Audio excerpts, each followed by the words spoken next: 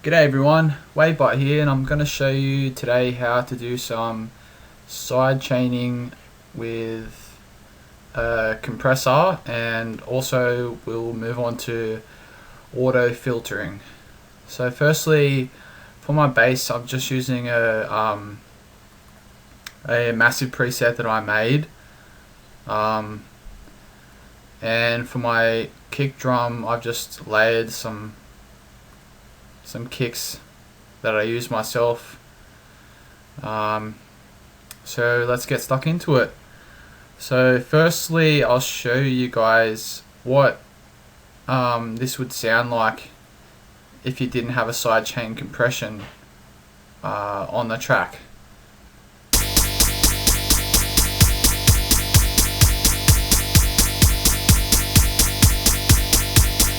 So as you can see, it's it's playing that kick and the bass, but it's not really bringing the bass up and down like that. You want that bass going like in and out, and that's where the sidechain compression helps a lot. So what you want to do is you just pretty much go to your live devices and then go audio effects and then grab a compressor, and just, you don't need to pick one from there, just grab this one here and drag it down to your track. And then this sidechain part will be off. It'll be like that, and all you need to do is click this here, enable sidechain, and then you want to go audio from, and you want to route that to your kick drum. So I'll go to kicks, because that's where all my kicks are, so because I want it to route to all of my kicks, not just one of them.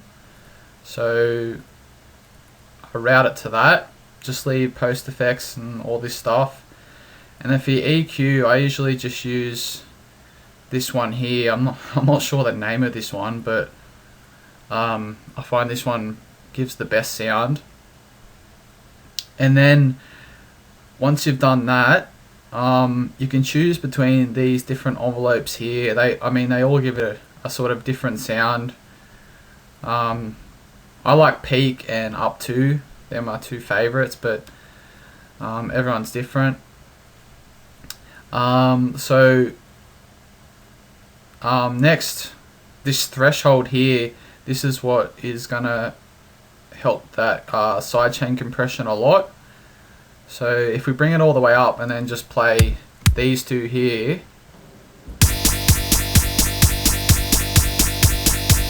see, it's still how it is, but as I'm playing it and I'm dragging the threshold down, you'll notice the difference in the sound.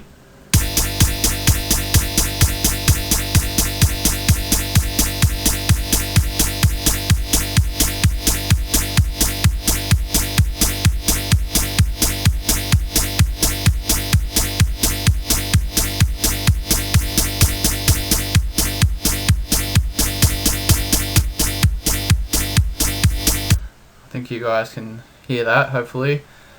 So that's pretty much sidechain compression. I mean, it's not too hard, guys, it's pretty simple.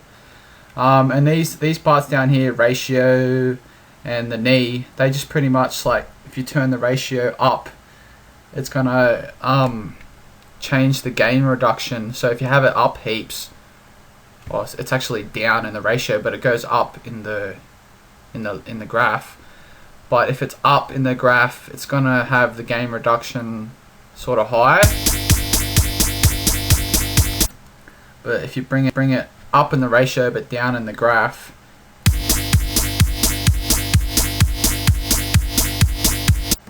sort of, bringing that, as every hit it has on the kick drum, you can see in this gain reduction just here, you can see it sort of popping down every time. That's what we want.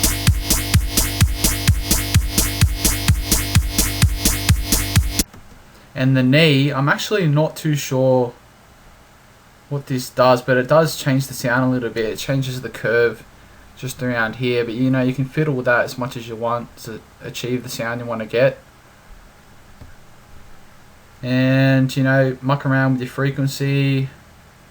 It all depends on what you want to get, and pretty much just muck around with all these macros here. But I've showed you guys pretty much the how to sidechain to your kick drum. That's pretty much all you need to know. So, you know, if you have this sidechain going, and then you just have you use this same sidechain compression technique for, like, say a drum rack, which I have here. It'll bring like the drums in and out as well. So let's just play all these together. All I've got here is just some drums, like it's got hi-hats and like small snares, and then this is like the house snare on top, and then kick drum and the bass. So we'll play that all together.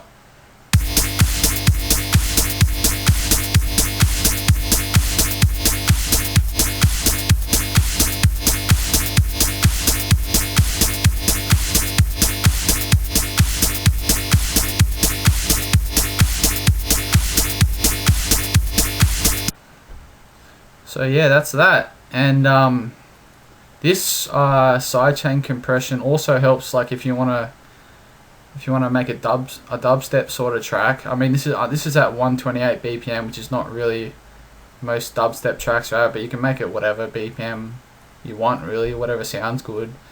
But I've made this exact same bass, exact same kick. I've just added in a harder snare that sounds more dubstep like, and you can notice how it's got that dubstep sort of feel to it.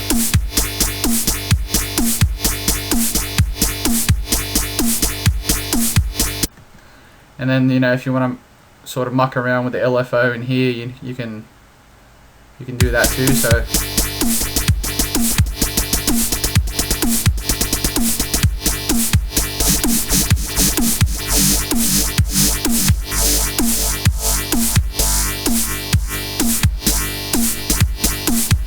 I like that one the best. So yeah, that's pretty much sidechaining. Now I'm going to show you guys how to do some auto filtering, like bringing in a track. This is a technique I really love doing and love using. I use it in a lot of my tracks. So what you want to do is we'll close this compressor. We've done that. We'll go to our live devices. We'll grab a audio effect rack, just drag it to our bass, because that's pretty much where most of the sound's coming from. And then we want to just enable the macros and the chain. And then we'll go and grab an auto filter, drop it in, and then we'll grab another one and drop it in the same channel. We need to make sure this is on the same chain, because see, if I delete that and then add one here, it just makes a second chain. We don't want two chains, I just want one. So what you just do is just drag it next to it until it makes a little yellow line here, and let's put it in the same one. So then we'll keep this one I think that's a low pass, and then make that high pass. And then we go to map mode, and we want to map this frequency here to macro 1. So we'll map that, and we also want to do the same for the high pass, and we'll map that one. Now for the second one, we want to invert the range. So just right click up here and then invert range.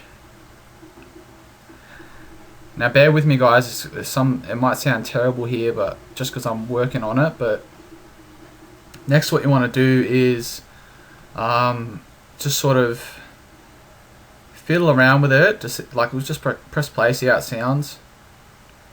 Yeah, you can't hear it at the moment. That's because everything is down so low. So we'll put the low filter minimum up to say 187. That looks alright. And we'll turn the max down a bit, say to about 16.2. And then the high pass will have the minimum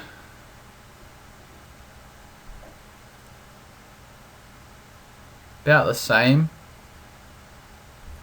and then the max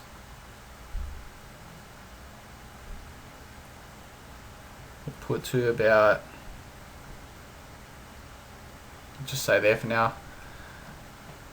So we'll see how that sounds now.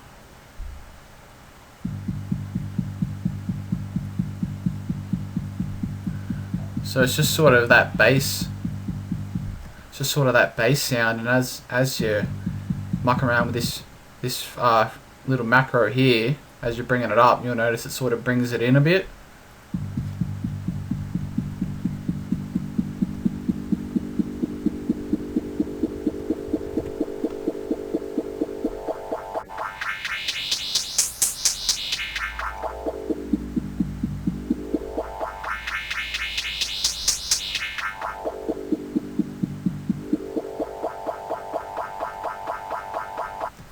That high pass is a bit too high, so we'll turn it all the way up.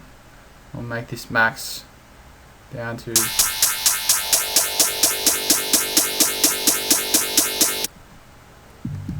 That's better.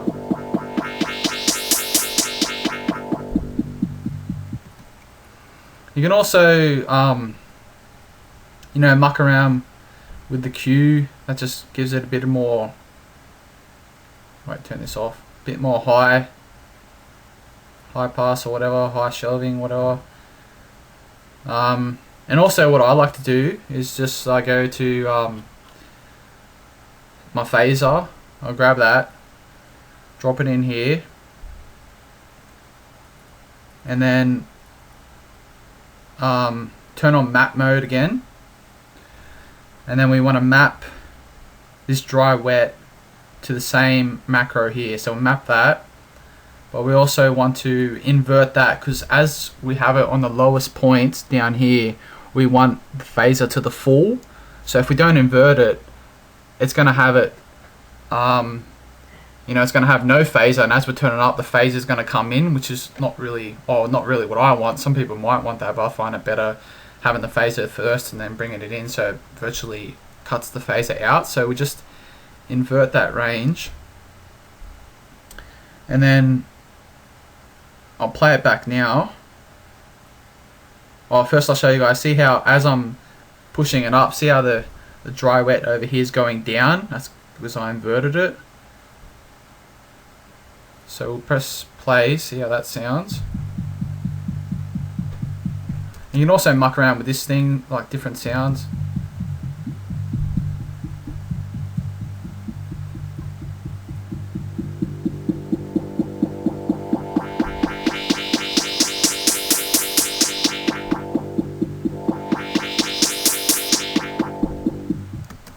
And then that's good for, you know, like I said, bringing in like a drop. Like I'll show you guys like what it sounds like with just like the kick drum sort of kicking and the bass like coming in.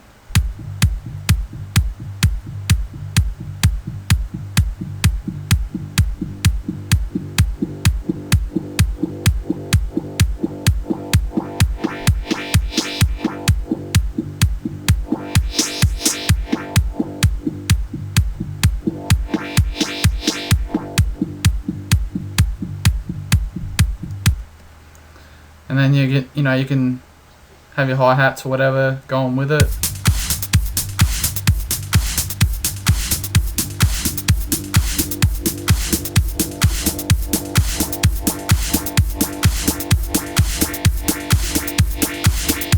And then what I usually do, once you bring it in, you know, and you've brought the whole sound that you want up to the drop, then all you simply do is you just go to this audio filter, just turn it off, and then you got the whole sound.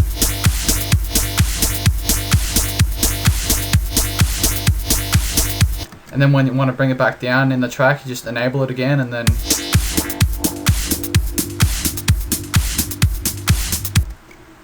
you can also, you know, if you don't want to bring in just the bass, if you want to bring in the whole sound itself, like, you know, the drums, the kicks, the snare, whatever, you can just grab this audio effect rack that you made, you know, with the auto filters sweeping in. You can just grab that whole rack and just drag it to your master, and then it's going to bring in everything.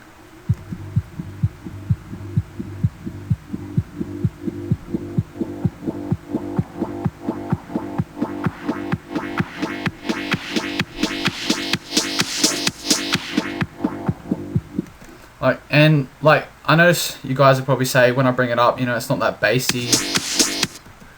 That's because you just have to muck around with this map mode, like it's all about mucking around with this, how high you want the low filter to go and how high you want the high pass to go, and you know, just fiddle around with these things, invert some things, you know, change it around. You might actually get a sound that you liked making. So I think that's pretty much it.